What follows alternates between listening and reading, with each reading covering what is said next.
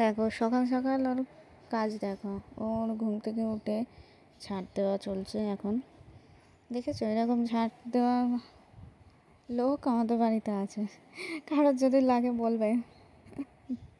দেখো না কাজ দেখো ওর, ঝাঁটফাট দিয়ে এবারে ওর খাবার টাইম হয়নি এখন, কিন্তু ওর খেলার টাইম। খেতে বললে খেতে বলবে না। আর কালকের সারা রাত বৃষ্টি, মেঘ ডেকেছে এত, এখনও ওয়েদারটা খুবই এবার দেখো শুয়ে পড়েছেন, টিভি দেখবে।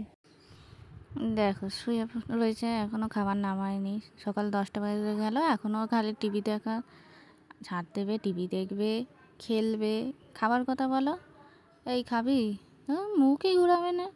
কি বলছে খাওয়ার কথা? খেতে আমার কত কষ্ট, খেতে মেতে আমার ভাল লাগে না। আমাকে খালি ঘোরাও, ঘুরতে নিয়ে চলো, একটু টিভি চালিয়ে দাও, একটু কার্টুন চালিয়ে দাও, ওইসব।